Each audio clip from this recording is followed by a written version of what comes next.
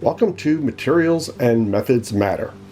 In this episode, I would like to introduce you to some graphite mixed media techniques. This is some work from my sketchbook that I did while visiting the High Museum of Art in Atlanta. I attended a show called Universal and Sublime, the Vessels of Magdalene Odundo. In the drawing on the right, I was mesmerized by the reflections and shadows. When I look back at my work, I noticed the need for more value and contrast, and I also lost the lightest reflections. In part 1 of this video, I will demonstrate some techniques to push graphite further, and in part 2, I will use these techniques and the process to fix this drawing.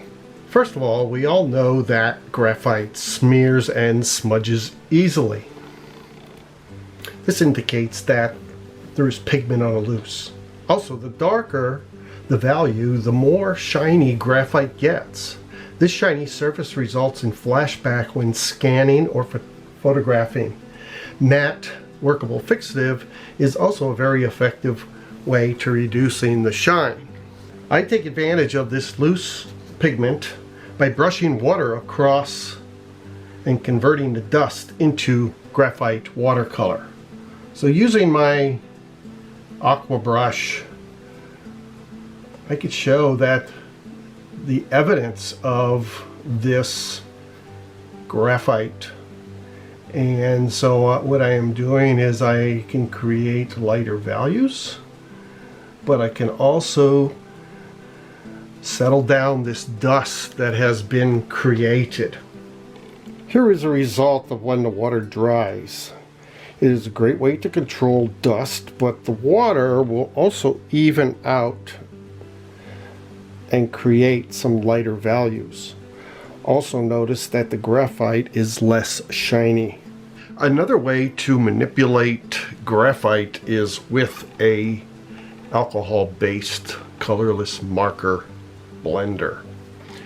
This will give you a painterly mark. It also darkens the value. If I extend this above, you can see that the marker carries the graphite, and I can use it actually to make marks.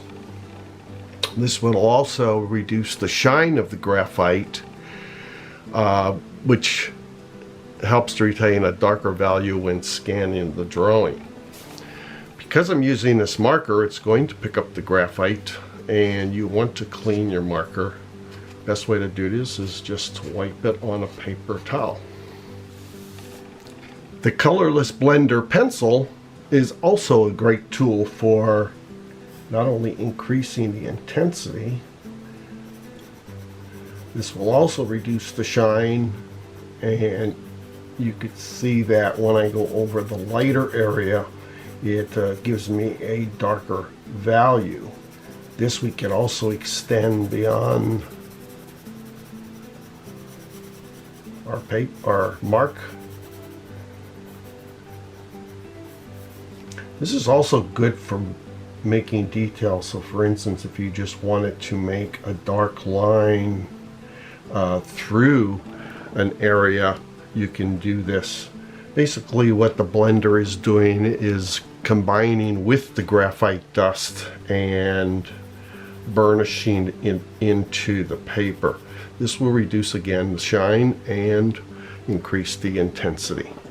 I discovered that using a white opaque acrylic marker is great for bringing back highlights in a drawing.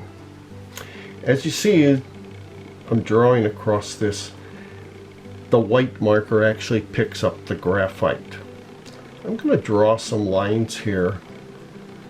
After this dries, I will come back and highlight some of these to show the difference in the grayness of the line from gray to white, which is a great way to bring back those small highlights that you've lost in your drawing.